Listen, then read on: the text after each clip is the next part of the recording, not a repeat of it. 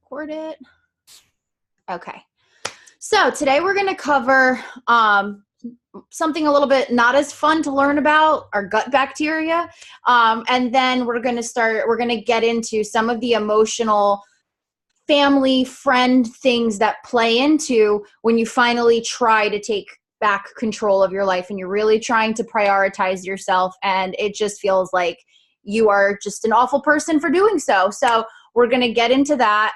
And yeah, we'll kick that off. So I briefly touched on it in the last call about gut health. Sorry, I can't feel my hands right now. It's so freezing all the time. I briefly touched on gut health in the last call. I know that I go on tangents, so I wanted to reserve this time to get really in depth because so many people underestimate it, or they think of it as like, it's one of those, and I used to be one of those people, by the way. So I know that some people just underestimate it because I used to be like, yeah, that's some granola hippie stuff, like my gut bacteria, whatever. Like I thought it was a whole bunch of marketed health crap just to get us to spend money on probiotics. Truth be told, until I did my research on it, and until I started taking steps to balance my gut bacteria. Excuse me. So I am a type 1 diabetic, as most of you guys know. And basically I've been fighting gut health my whole life because type 1 diabetics, more so than type 2s, but they're included as well, tend to have really unbalanced gut bacteria. It's something about the sugar. I see you giving me a side eye, Lizzie. So my fellow type 1 in the house. But it's something about our sugar levels, our whole jacked up bodies that really just screws with your gut bacteria levels. But also thyroid has a huge part in that. And PCOS, the debate's still out on whether or not not bad gut bacteria, but unbalanced gut bacteria either massively contributes to PCOS, or even there's some studies that are coming out that are showing that it causes PCOS. So I really like to dedicate time to this, and I know it's boring, so I'm going to try and keep it fun. You guys know I got a mouth like a sailor on me, so if you have little kids around you, we're going to be talking about a lot of poop, so I'm definitely going to slip and not use PG-13 terminology. Just giving you a warning. I learned from last time. This is your headphones warning. But let's get into it. So the thing that stands out the most to me that people underestimate is that it's been proven that gut health directly relates to weight gain, especially as the top symptom with thyroid, with PCOS. It directly contributes to weight gain. In studies where they withheld some protein that balances gut bacteria in mice, right? The ones that were withheld from the protein ended up being twice as large in body mass as the other mice because of the imbalance in their gut bacteria. They ended up being insulin resistant. They ended up gaining a ton of weight, being highly inflammatory. I guess that's the right way to say it. It showed that it really took an effect on their bodies. It had nothing to do with, filling them up with sugar. It was strictly gut imbalance due to, let me just mute you real quick. Cool. It's directly related to gut bacteria imbalance. So I wanted to start this off by saying, I'm sure everyone dreaded this call, like, oh, great, she's going to tell us to get probiotics. How boring. This is going to be kind of interesting. So the microbiome, if you guys have ever heard that term before, it sounds like some fancy concert, let's go to the microbiome. But honestly, it's the term for your gut's environment, the bacteria, the viruses that naturally live there. I wrote here protozoa. I don't even know what the hell protozoa is, but it's in there. The fungi, but among all that is good bacteria, bad bacteria. We all have it.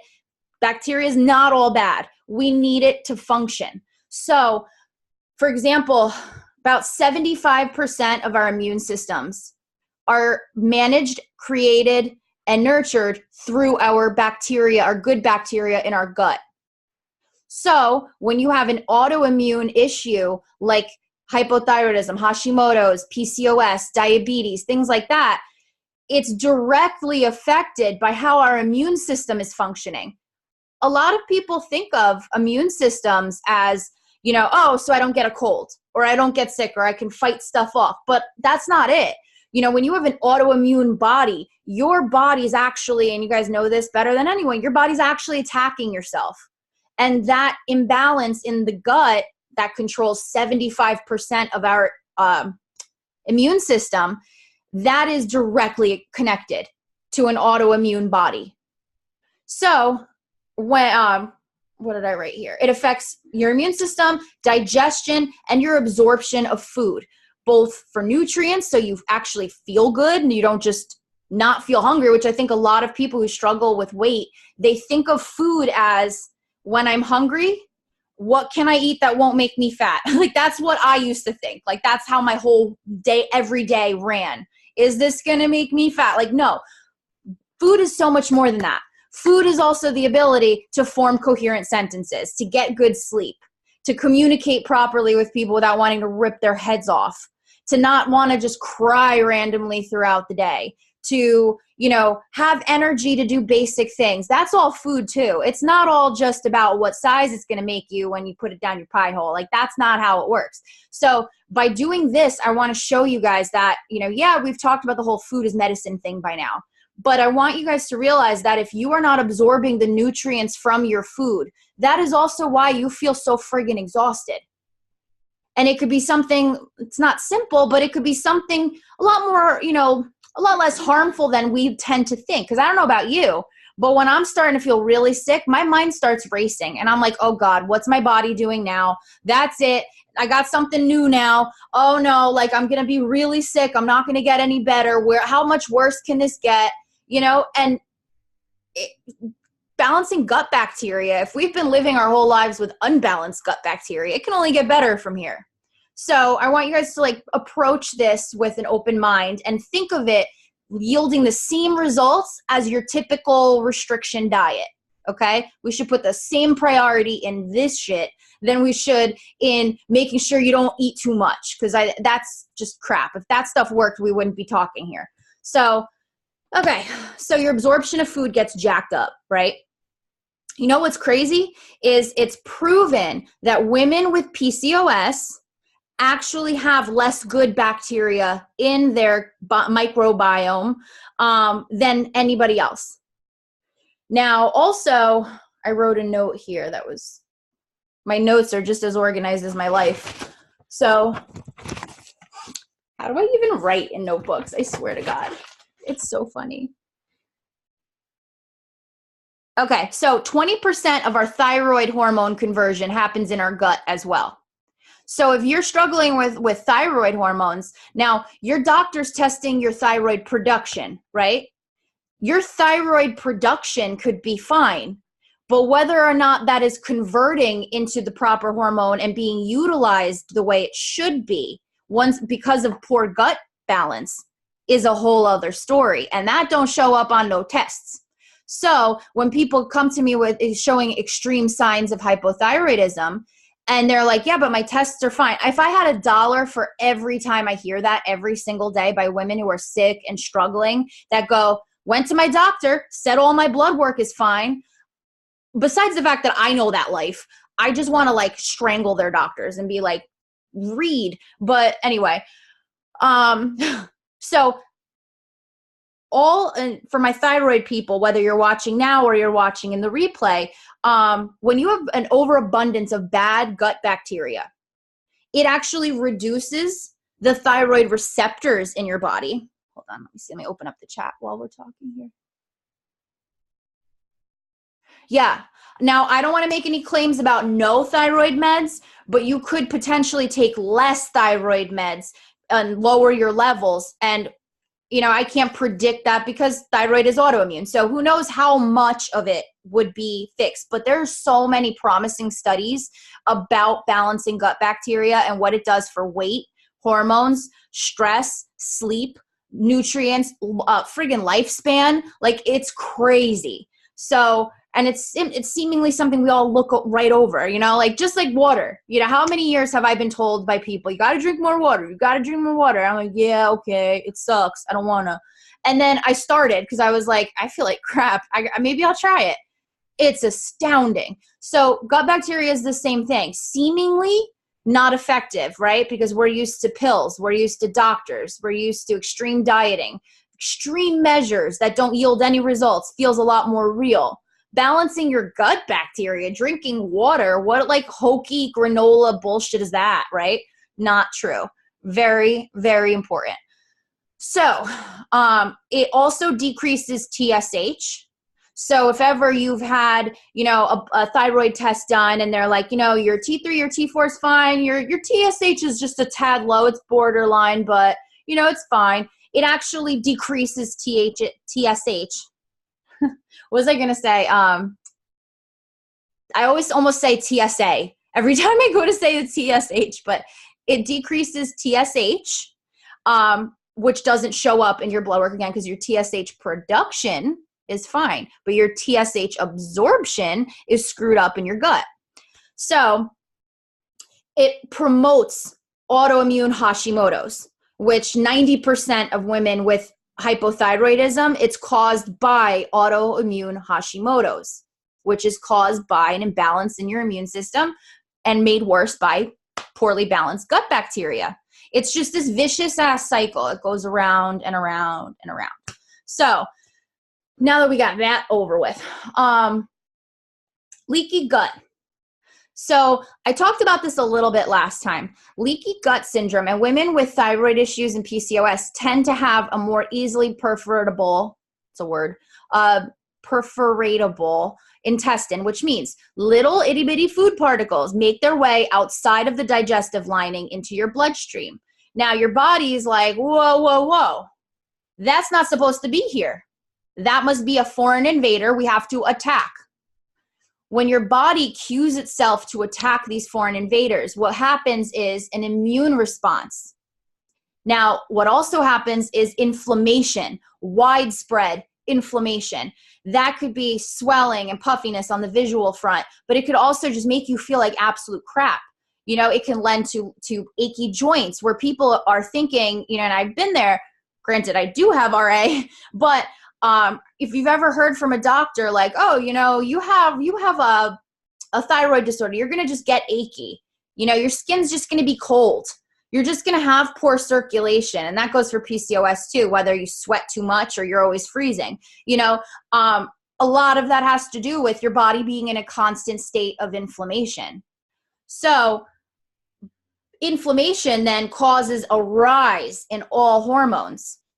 So even if you don't have thyroid disease or you don't have PCOS, all of the hormones that play into the symptoms of those things get jacked up by two things primarily: inflammation and stress.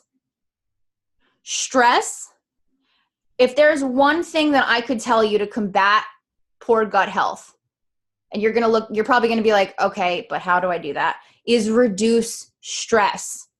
Stress sends every single hormone in you into haywire. I am, as a type 1 diabetic, I could be the most calculated with my medicine as possible. Not sick, well, not, you know, didn't catch a sickness like a new one. Not doing anything out of the ordinary, really focusing on my body, right? You know, if I get stressed out, my sugars spike. Like my blood sugars, it doesn't matter how much insulin I have in my system. Well, I mean, obviously I'm not like, you know, taking a vat of insulin, but it doesn't matter how controlled I am on the regular. That's how bad the effect of stress is on the human body. It will send everything into a tailspin because it's literally your body's fight or flight response to danger, imminent danger. So there are so many things that can help reduce stress. That's going to be what our next call is going to be on. But this week, I want you guys to pay attention. And I know it's not always convenient, you know, if you're at work, especially when you get stressed, I want you to journal when you get super stressed, what it was about. And then I want you to journal how you physically feel.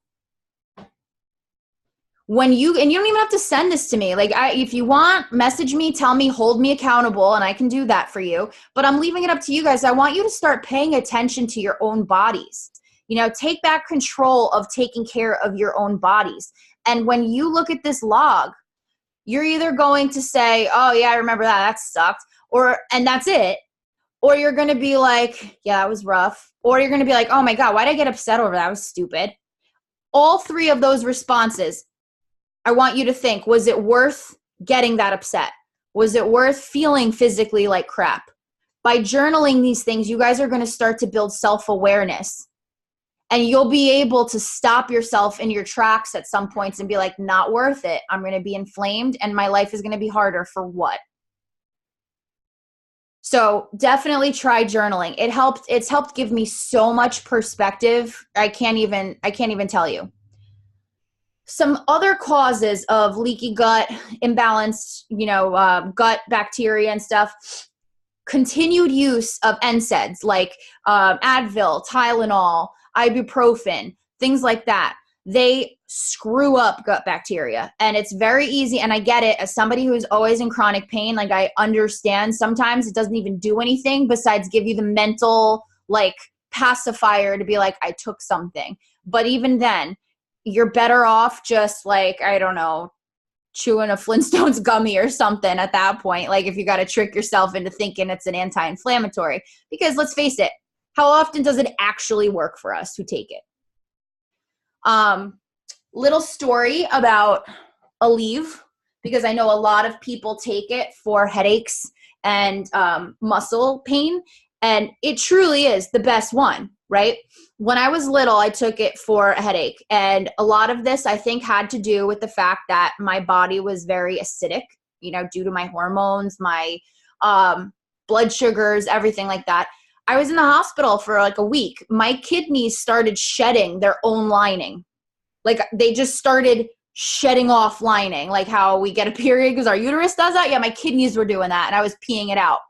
And it was only from taking the Aleve. Like it's like a known side effect. It's called papillary necrosis. What the hell? But the reason I'm telling you this is that seemingly harmless thing that's going to help your headache, even though you may not see the immediate results of it, you may not have something extreme happen. If it has the capabilities to do that to your body, don't take it lightly. Only when necessary. Birth control pills, which this is the one that really gets me, because I have been on birth control pills for a very long time, since I was diagnosed with PCOS at like 14. One of the reasons is that if, God forbid, we were to conceive, which is like snowball's chance in hell, as my gyno says, I wouldn't be able to keep the baby because it would be extremely dangerous for me, for my baby, if I could even carry, like it would just, I have genetic illnesses, like it would not be a good thing. But also because of my PCOS, I have the kind of PCOS where I would just bleed nonstop, or I'd go 6 months without a period. Like there was no in between, there was no regularity whatsoever. And to be honest with you, I've kind of been afraid of stopping. I don't know if any of you guys can relate to that at all, but I've been on it for so long that I've made huge strides in managing my symptoms. But I always am wondering in the back of my head, like how much better could my health be right now if not for birth control? So if you're struggling with that decision too, I'm going to be exploring coming off of my birth control and detoxing out and balancing my hormones naturally. So I will share that with you guys. I just want you to know I'm not an expert in that yet. But I will be starting that journey because it does screw up gut bacteria, something fierce. So we're on to my favorite one. Antibiotics. Okay, so here's the thing. My family drives me nuts with this because they are your classic, just an antibiotic. Just take it. It's preventative in case you get something. What's the harm? Take an antibiotic just in case. That was the family I grew up with until my mom was severely injured by taking Cipro and Levaquin. And we found out that there is a massive class action lawsuit going on right now against the makers of Cipro and Levaquin. The FDA just bumped up the warning to a black label warning. So it literally could kill you. Like they put it on the insert in the package. Every day, whatever we do, we damage our joints. It happens. There's wear and tear, right? Our cells turn over so that they can immediately repair those little tears. As we get older, our body doesn't repair them quite as much, and that's why we end up, getting more, and I'm not talking about our screwed up bodies. I'm just saying in general, as you get older, you get aches and pains, you don't recover as fast from hangovers, stuff like that. That's because your body just naturally doesn't turn over as quick. What Levaquin and Cipro does is it genetically mutates your ability to heal so that you do not repair your ligaments or your joints or tendons anymore. So every little bit of wear and tear you put on it continues to deteriorate until my mom, for example, her ankle, like entire ankle system up in there's a lot of crap, I don't know, but like the ligaments that kept her ankle attached to her foot and her leg, snapped, gone. One in her arm, snapped, gone. My mom had lap band surgery. Let me just tell you something. She ain't no triathlete, okay? It's not like she was running up the stairs to work every day. So the fact that she was just sitting and these things snapped, we did some research and found out Levaquin, Cipro, the two most dangerous antibiotics you could take. They were created to kill anthrax. That's how serious they are. They kill all bacteria. So if you are ever faced with a doctor who is trying to scare the living hell out of you that you need Cipro or you need Levaquin, and they have not done a precise culture to know what kind of bacteria you're fighting, they are betting on it killing everything just to be on the safe side. But along with that, killing two things: your gut health and your friggin' ligaments.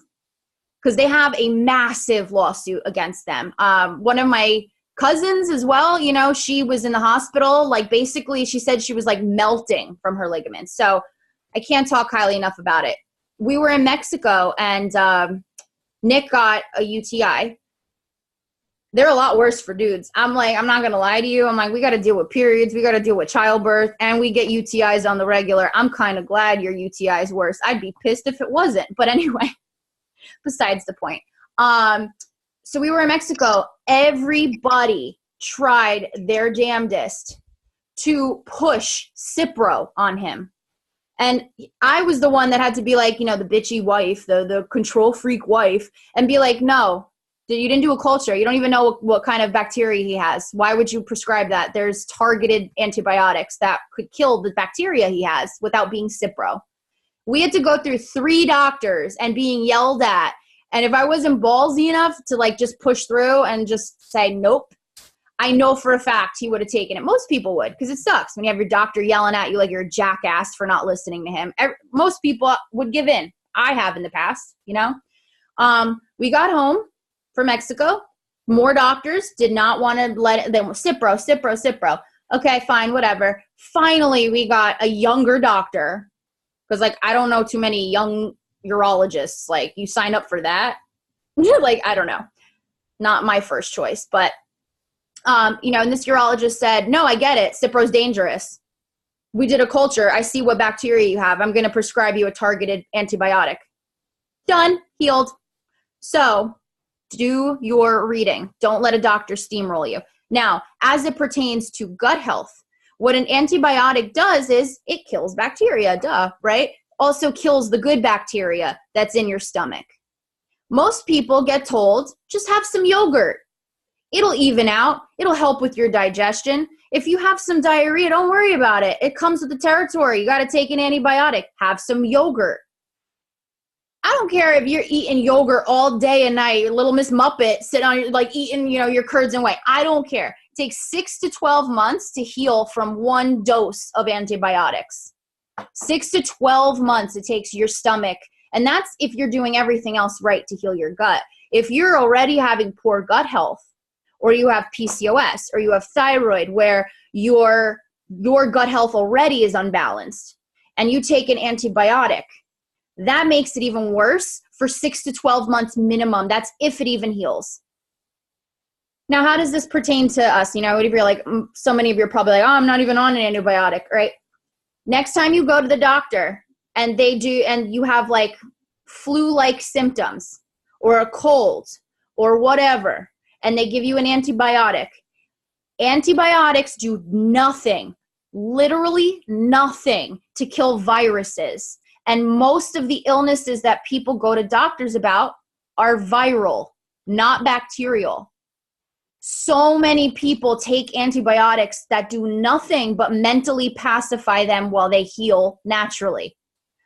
So if your doctor ain't doing a culture and he doesn't know it's bacterial for damn sure, there is no point. It's not just you being a jerk and arguing with your doctor. There's nothing else he or she can offer you. It doesn't do anything for viruses. If you feel like you're coming down with something, or you're going away somewhere where there might be like, I don't know, I don't even know if this is a thing, but maybe you're traveling somewhere and a doctor wants you to take it as a preventative. I went to an urgent care and I had, what the hell is it called? It's a virus. I forget what it is. It was like this bad adenovirus. I had adenovirus and it was awful. And it wasn't the flu, but it was really dangerous. Again, diabetic. But it's a virus. And the doctor tried to give me tried to give me an antibiotic.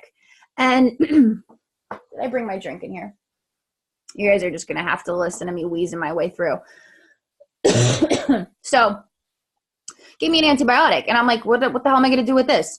And she was like, well, it's a preventative. So in case it becomes bacterial. I don't know if you guys know anything about biology, but like viruses don't become bacterial infections like that. Like they might weaken your immune system and then bring about a bacterial infection. But she said, in case you take it, she wanted me to start taking it, even though I have no bacterial infection. It'll prevent you from getting sick with an infection. So if a doctor ever tells you to do that, know that that's why your sinus infection lasts you like 6 months to get rid of. Because when you go ahead and take that preventative antibiotic, you screw up your gut. And who remembers how much of your immune system is from your gut? 75%. So if you are wiping the bacteria that keeps your 75% of your immune system running, wouldn't you think maybe I would get a bacterial infection now? Maybe I will get a different virus now because now my body can, like, I'm breaking down the barrier. I'm taking my immune system way down. Is this like clicking with you guys? Like, is this blowing your mind? Because it's nuts. Nobody talks about this shit. It drives me crazy. Chronic stress, as we went over, high sugar. So a lot of people ask me, why isn't yeast keto? And you guys know me. I don't really do strict keto. Like I don't believe in that like strict obsession stuff. But the question is, why isn't it keto? And it's because to make yeast activate, it needs to feed off sugar. So if you're eating a product that's yeasted, it's because there was some kind of sugar added to it to create yeast. Yeast is a live, active culture. And if you've ever seen bread, when they proof it, they leave it alone and it just gets huge. That's from the gases building up as yeast is eating the sugar and building gases. It's kind of gross when you think about it. So if you're eating sugar, you are feeding the natural yeast that is in our gut, because we all have it. You're feeding that what it needs to throw off gases and become overproduced. Lends to bloating, feeling gross and nauseous and full, even if you're actually hungry. If anybody's felt that pit feeling that you get right here sometimes. Sluggishness, extra dehydration, achy joints, swelling in the face, all of those. If you have dry mouth a lot and you got your tongue ever get gross looking, overproduction of yeast in your body. And that has a lot to do with sugar consumption. Low fiber diets. So especially for my ladies in here who are constipated more so than not, when you have a low fiber diet, your body has low motility is what it's called. So your digestive tract is having a sluggish time getting waste out. Now, if you have a low fiber diet, there ain't nothing there pushing it through. Think of fiber as like the scrubber brusher, right? You know, like after the concert, everybody leaves, place is a mess. Think of it as the thing that they drive up and down the aisles to clean and push everything out, all the crap out. That is what fiber does to your digestive tract. So no, it won't make you go run to the toilet unless you are sensitive to it, like naturally. But what it does is it gets stuff moving, and it gets your body used to moving stuff out. When you are constipated, you hang on to, let's see, what did I write? I wrote this number somewhere. Oh, 85% of people with IBS have something called SIBO, okay? When you have constipation, a lot of doctors are quick to diagnose that as IBS. IBS is the label that they throw, like, I don't know, you don't shit well. I don't know what to tell you. You got IBS. You know, when a doctor like cannot give you any guidance or know why you don't go or why you go too much, you know, you've done your testing, you don't have colitis, you don't have Crohn's, you don't have any of the obvious, oh, you have IBS, right? We'll get into SIBO in a minute. When you have IBS, you tend to be constipated too. That's the other variant of it. And when you do that, you hold on to 20% more estrogen. So that holding on to 20% more estrogen because you're not getting rid of the waste that you need to actually jacks up all your male hormones. So again, even if you only have thyroid issues and you don't have PCOS, you don't have to have your ovaries affected, but you could still have a crossover hormone imbalance due to the excess estrogen in your system because of your constipation. Inflammation, as I said before. I'm going to break down a little bit about, before I get into SIBO and then some solutions for you guys and we head into guilt. Inflammation causes cortisol, right? Which is the stress hormone that is released. It's the stress hormone that packs on weight. The body is an incredible thing. Think about how amazing this is. Take yourself out of this situation. Just think of our bodies, right? When our brain is signaled that there is either inflammation or stress or some kind of urgent matter that's very dangerous, it not only tells us, eat whatever you can find because food may become scarce, it like literally puts us into survival mode. Guess where it packs on the weight? In the midsection, around all your vital organs to protect you against any dangers and so that your body can metabolize the fat that's stored around your midsection in case you're not able to eat or you're on the run or whatever. That's what our bodies instinctively do. It's freaking amazing, right?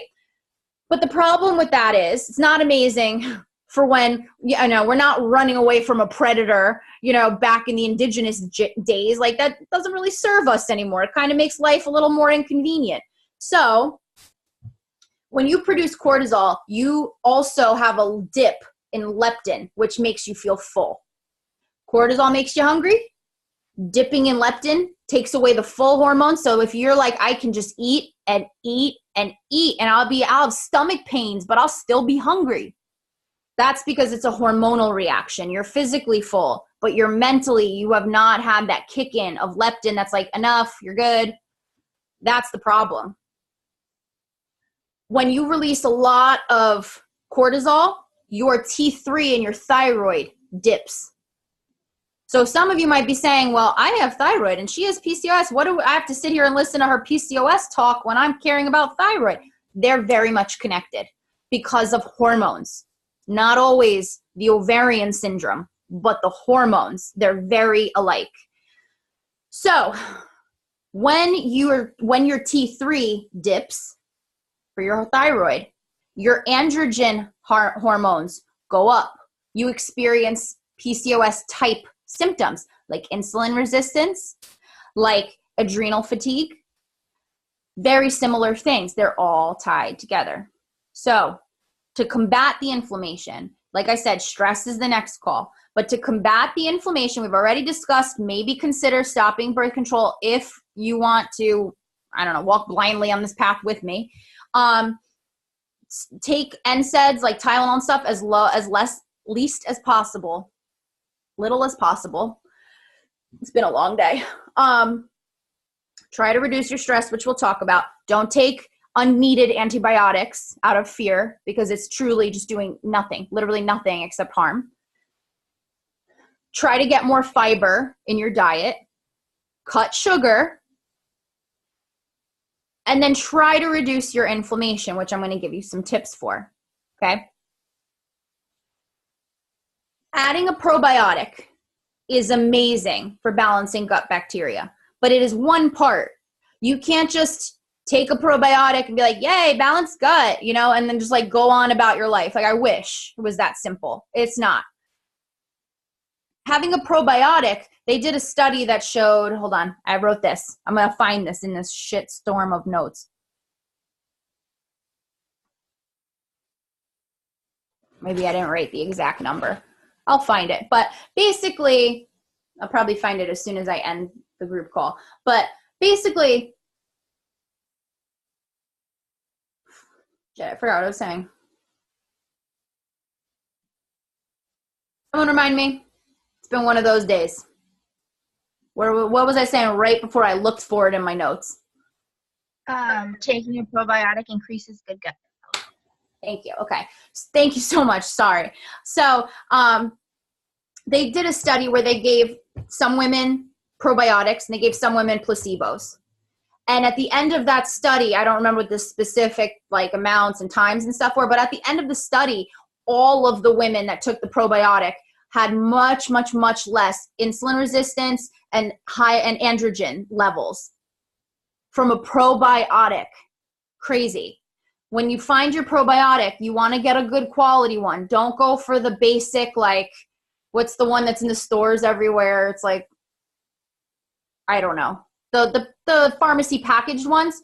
I can leave some good recommendations. I know some other people in the industry who specialize in different supplements and stuff like that. So I can ask them for their recommendations and give you guys like the best probiotic. I'm a little biased. I use one from the company that I work for, my other company. But I do know that there's a lot of other ones out there that I can give you guys options on as well. But taking your probiotic, simplest part of this whole process, right? Helps so much every day. Make sure you look for pro and prebiotic strains, the two of them. They're important. Now, this is how we get into SIBO, right? If you take probiotics and you start experiencing a lot of gas, bloating, things like that, what you could have is something called SIBO, which is a little bit tougher to fix, which I can help you. If I were to talk about SIBO in depth today, we'd be here for 2 hours, and I don't want to talk about friggin', shitting and gut health for 2 hours. So we'll save that for another talk. But SIBO, basically, if you've heard of it, is small intestinal bacterial overgrowth. So bacteria that shouldn't be in your small intestine from your large intestine, it gets up in there and it wreaks havoc on the whole thing. Symptoms of these can be sudden onset diabetes, achy joints, swollen joints, nausea, diarrhea or constipation, irregular cycle, which is crazy, frequent colds, and a bunch of others. So if you think that you have a SIBO issue, I want you to message me, okay? If you start taking a probiotic and you start feeling sicker, your stomach is more of a mess, beyond like the first day or two, privately message me, tell me that, I think I might have SIBO, tell me more. And then I will point you in the direction of getting a test for it. And then that'll be part of your treatment is we'll figure out how to fix your shit. So pun intended. So other things that could help. Marshmallow. I don't know if it's marshmallow. It's marshmallow is the way you're supposed to say, but I always want to say marshmallow. Marshmallow root is great. It helps you go to the bathroom regularly. Like if you're constipated, it'll help you go. If you go too much, it'll help you not go as much. Barring having like a thing like colitis like I have. There's no root that can help with that. But it also soothes and heals the gut. So it improves inflammation as you're healing your gut. And it won't make you, like, if you're constipated and take it, it's not going to make you go run to the bathroom. If you go too much and you take it, it's not going to, like, stop you up. You know what I mean? It just kind of helps you, like, level out. There's a bunch of blended supplements that I've heard amazing things about. I have not yet personally tried it. But again, when I post this recording, I can comment in the notes some other blended supplements that I have heard to have stuff in it that really, really helps. So this is the big one. This is important. If there's one supplement you try, it's L-glutamine. L-glutamine is one of the best anti-inflammatory supplements that you could use. It also helps repair your gut and your gut lining, your intestinal lining. So it helps you strengthen that barrier, because if you remember, leaky gut is when particles get out of your digestive tract. So by improving the strength from the inside out of your intestinal walls, you're going to prevent the leaky gut from continuing to happen. And you want something to heal the damage that's been done. So L-glutamine is incredible for that. And I will give you guys recommendations as well. Let's see if I have anything else here. Okay, that's all the notes I have on that. So before we move into the guilt, the more mentality lesson side of this, what questions do you guys have about gut health, if any? What stuck out to you? What was your favorite so far?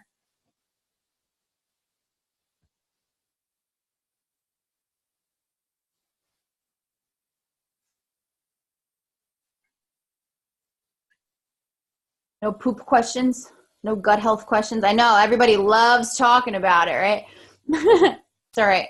I think it's scary that I'm more comfortable talking about crap than I am about sex drive. But anyway. What's up, Lizzie?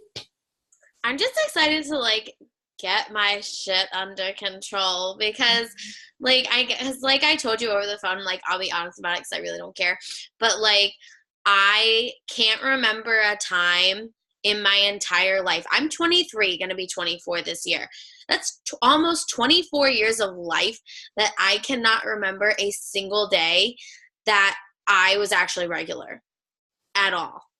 And so, like, to know that if I actually, like, working with you, and, like, I do have a chiropractor who, like, is helping me with some of my gut health as well. Mm-hmm. And just to know that, like, now that I've actually come to the point where, like, I am addressing it and everything, like, I could see myself taking so much less of my thyroid medication, or, like, just improving everything so much more is just so encouraging, because I really just thought, like, I'm just, like, shit out of luck. Like, yeah, I'm just going to crap weird for the rest of my life. Like, I don't know. Maybe I'll just be on laxative for the rest of my life. I really, like, I don't know. Yeah. And, you know, laxatives also, over time, your body loses the natural reflex to move along waste. So if you take it for a long time, it actually takes away your body's ability to push stuff through. So if you're noticing that you're bloating up because it's just sitting and it's like nothing's happening, a lot of that can be from using the laxatives for so long. But then it's like, but what do I do if even that, like, doesn't help, you know? So we can definitely text about it, and then on our next call we can go over some remedies for it. Just remind me. But there's a lot. I've helped people before who have come off of, you know, I've also helped people with eating disorders, you know, so I've dealt with some people who have been on long-term laxative use and the effects that it has on the gut because your body doesn't move stuff anymore. So I can definitely help you out with that. But I feel so glad that you feel like relief and optimism. That's like the gold standard in dealing with chronic illness, is feeling optimistic. Yeah. So awesome. Awesome. Anybody else want to add anything? And then we can move into more of the mentality side. Oh, okay. So I'm going to try my best to deliver something impactful for you guys and to have us not be on here forever. I know it's getting late and your time is valuable, you know, so thank you for dealing with my chatty ass. But something I notice, and this week in particular, I don't know if it's the weather getting nicer or what it is, but I've noticed more so my client calls from this week have almost all had to do with family guilt or friend guilt. And what that means is it's not that, you're doing anything wrong, but all of a sudden you have the attention of people that you're close to in ways you just don't want to deal with. Whether it be, why can't you just eat that? Eat normal. Just like, oh, come on, it's a bite. What do you like? Or people even saying, oh my God, you paid some girl to help you do that? Good luck. What is she going to do, voodoo? Or wow, what a scam. You're going to get heavier because you're not even counting stuff. What do you mean you're not going to weigh yourself every week? That's just because she doesn't want you to see you're not losing weight. Mind you, from people who do not have hormonal issues or chronic illness or have ever struggled to lose weight. People saying, oh, my kids tell me that they want me to eat what they're eating. They want to go to restaurants. They don't want me to ask the waiter questions. All of these things. And it just goes to show, why does it make people so uncomfortable what we choose to do? What we choose to do, it affects nobody else. It's something, especially when it's something we're doing for ourselves. And you know what that is? That is setting the standard for a very long time that people have that place in your life to make comments or to have input. And a lot of women who have chronic illness grew up with, or at least have since being sick, have this sense of people pleasing. They don't want to upset anyone. They don't want to annoy anyone. They don't want to be the one making, special exceptions at restaurants. They don't want any extra attention on their health. They are very closed in about it, where they're just if I could be invisible right now, I wish that I could be, so that people could stop even knowing that I'm trying to fix myself. People think that everyone's life when they're going through weight loss, if they're not clammed up and depressed about it, they think the second you tell them about it means you want to be this Instagrammer who's out there flaunting their stuff for the world to see. They don't respect that you may not be there yet. It's not just a happy thing for people who have struggled a long time with it. There's a lot of fear involved. There's a lot of room for failure. So a lot of times I find my my people who have chronic illness saying, giving up on themselves, because they're well, if I'm going to fail anyway, and this is a way that I could just stop this attention on me, what's the point anyway? It just adds to that hopelessness factor. Nobody, unless they struggle with weight loss or struggle with chronic illness or struggle in general, nobody understands your struggle. Nobody really knows how to offer you comfort or how to tell you, how to just leave you the hell alone. People get weird. They get freaking weird. When you change up how you eat or you make it known that you want to lose weight, it's that's a personal thing. I really would rather not talk to you about how I'm trying to lose some weight off my friggin' gut, that's how it was for me. I became fodder for conversation all the time. And then people think that when I lose the weight, it's going to get better. Not the case. When you start losing the weight, people come out more and more and more. And if you don't have the mentality of, I am doing this for me, you don't have to get it. You don't have to like it, but I'm a smart woman and I understand what I signed up for. I understand what I'm putting in my body and I understand what I'm hoping for. You don't have to. Think about this. All the people in the world, right? Not two people have the same brain. Not two in the entire world. And we all go living our lives being the people we are. And we meet other people who only, think about it. Do you guys know any other way to be than who you are? Truly to your core? No. Nobody else knows what it's like to be you either, because there's not one other person in this world who has the same brain as you, who has the same emotions, the same past, the same anything as you. Not even twins. So when people offer up their opinion and we allow them and what they say to dictate and make us start rethinking or make us start wondering or feeling discouraged, that is us giving them the right to hurt ourselves. If that made any sense. That is us giving them the right to hurt us. And that is us hurting ourselves for somebody who's just, they don't know what weight their words carry. They go home after that conversation. They probably don't even remember they had it with you. Because here's the thing. People Bullshit. People don't think about the words coming out of their mouth. When you live that struggle, you know the weight that's going to come out of their mouth. Whether it's somebody criticizing you, whether it's somebody annoying the crap out of you and not respecting that your threshold is already very low, whatever it is, you can't let somebody else, you can't be banking on someone else's response to be like what you should feel that day or how you should feel about something that's going to be changing your entire life. You're giving that person permission to have a part in your journey when you might not even necessarily like having them around. But you know what they think? They just think they're bullshitting. They don't understand that when they say to you that, you know, that you spent that much money on that you're thinking, I know it's a lot and times are hard. Obviously, nothing else has worked and I really need it. And it feels like shit. So thank you for pointing that out to me. They're not thinking that. We're thinking that, right? Because let me tell you something. I had to hire a coach to teach me how to do all of this, to teach me how to help people, how to use my experience, my research, my passion for changing people's lives and things, how to actually do that in a legitimate way. I didn't know how the hell to do that. I had to go pay somebody. And you know what? I got those same comments. I had lost 80 pounds. I had fixed my health.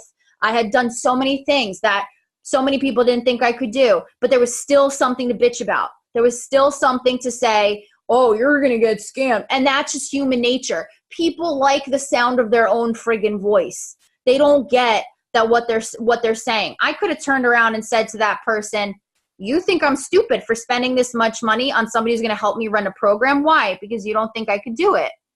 So what you're telling me is I'm not capable of helping other women who have hormonal imbalances, right? That would be what they're saying.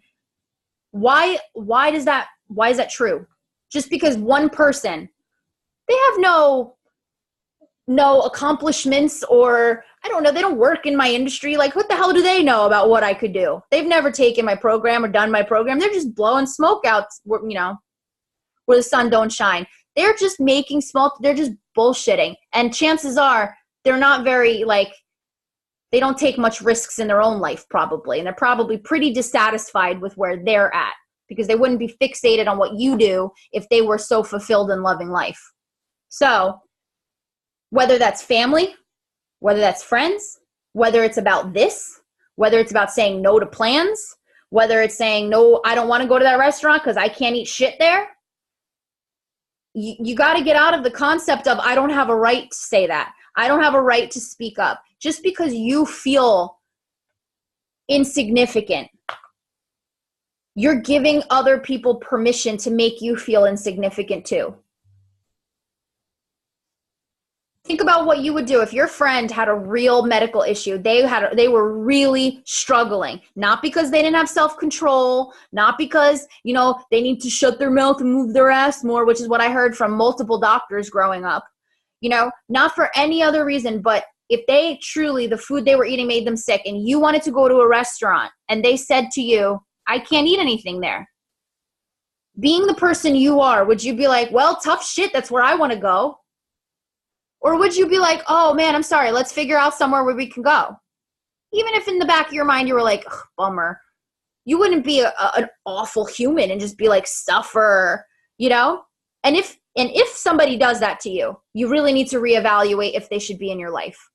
And that's a hard decision. That's something difficult that I had to learn as well. Editing my circle, losing friggin' 400 pounds of bullshit and drama and crap was the best weight loss I could have done for myself. Because if you only keep people around who make you feel secure, happy, loving of themselves, loving of you, reciprocated, where it's a two-way street and you're not always the one that's there for everybody and nobody's there for you. When you feel good about your circle, that is one more stress off your plate. They could be great people. They could have the best intentions. It doesn't mean that they're the best fit for your life. And it doesn't mean that you don't have a right to edit your circle like that. If you knew that somebody you loved deeply was surrounded by people that made them feel small and insignificant and unheard and not justified in having an opinion, What would you say to that loved one who had those toxic people around? Would you say, well, you guys have been friends for a while now? Or would you be like, yeah, they're an asshole, get rid of them? It's so easy when we're trying to help other people, but when we take it on ourselves is when we, again, feel, do I have a right to feel that way? Am I being too sensitive? Am I making a big deal? Am I making a big stink? Am I being dramatic? Why? Why do we think those things? You know, it's nobody else's responsibility. You know, how other people feel by the things you say and do is not your responsibility. Now, I'm not saying be a jerk. You know, obviously, it is your responsibility if you go out spouting hateful crap to people and like hurting their feelings. Yeah, but I'm saying if you feel a type of way about something and somebody else doesn't like that, that is their problem. That is not your problem to have to change who you are, what you're doing, to have to take a step back in your journey in fixing your weight, your health, your life. When you're thinking of, for me, I'm struggling. One of the big hurdles that I have to get over is I've been a long time agoraphobe.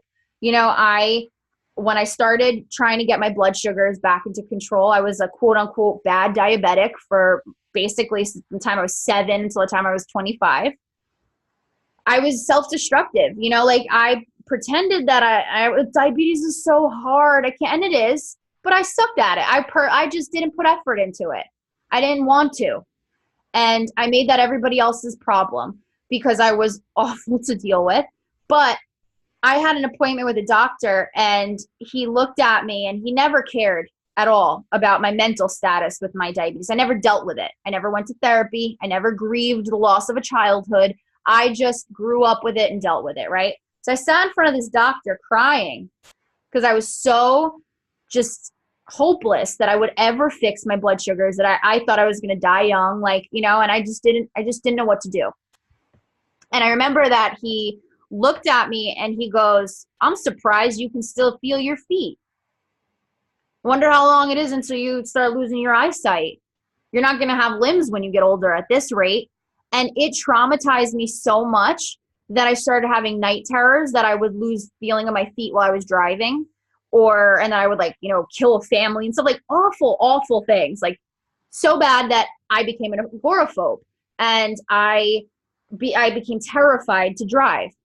I haven't driven really more than just moving the car from the driveway to the street, and I want to say a year, maybe. And I used to drive everywhere.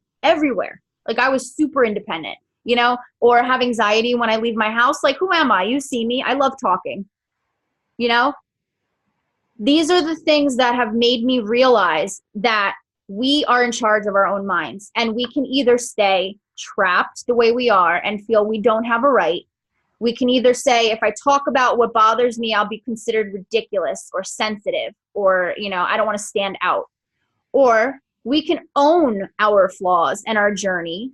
And if that's just staying silent about it and not telling anybody a damn thing, or if that's talking about it and not giving a crap what people have to say about it, owning your journey makes the entire process easy because you now take failure out of the picture.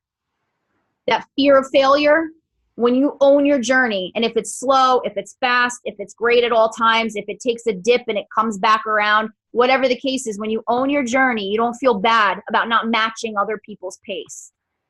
When you are pacing yourself and you're saying, however long it takes me to get there, I'm going to get there. That gives you power over this. And the weight loss won't need to be immediate like it is when you start a program like this. Other people really throw the wrench in shit. They really do. What are your thoughts on this?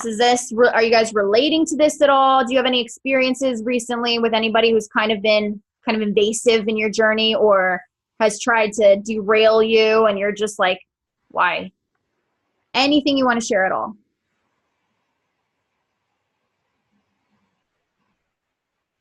If you don't feel comfy talking about it, you can type it too.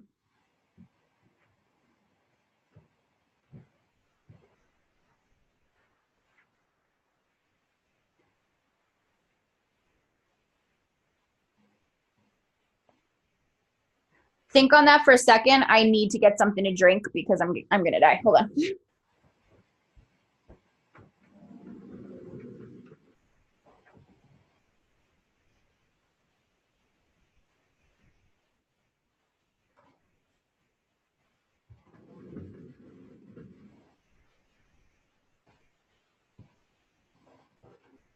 I have a serious obsession with orange soda.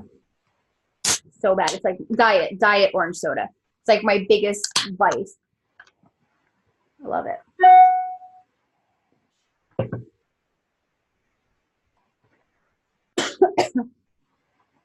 I also want to talk about a little bit about the guilt of past failures. And the guilt, and I'm not talking about weight loss failures. I'm talking about life failures. When we tie in things like a failed job, disappointing people in the past, hurting people in the past, making any mistakes, losing a job, the failure of a big relationship, or being abandoned by somebody you care about, things that we kind of take on as ourselves and we say it's a failure on us. That lends to the I'm not worth the change. I'm not worth the effort. I might fail again. So, and I'm not worth it anyway. What's the point? Decide. If there's one thing I'm going to leave you with this call, it's decide who you're doing this for. And if it's you and your kids, you and your future kids, you and your future family, whatever the case may be, I want you to decide right now. I don't care if you're stone single. If you ever want to not be, decide for them now. Who are you doing this for?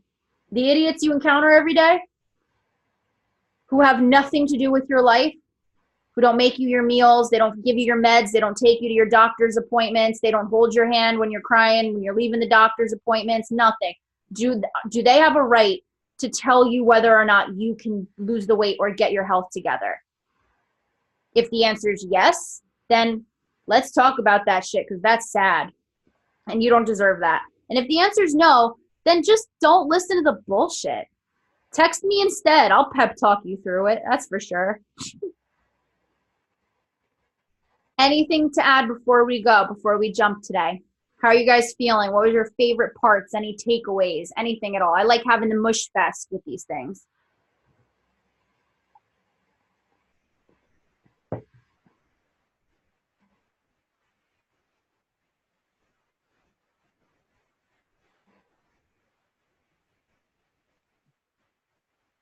I think that I'm really, really interested in learning more about the marshmallow root and the L-glutamine. Did I say that right?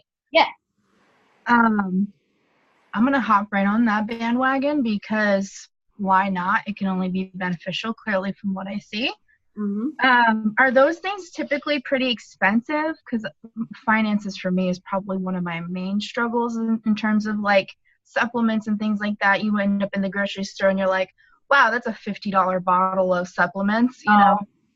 Yeah. Well, here's the thing. The blends that I was talking about before, typically they have like a lot of stuff in them. So, and they're marketed really well. So those tend to be pricier. Now, if you purchase online versus the store, oh God, it's the downside for soda. Hold on.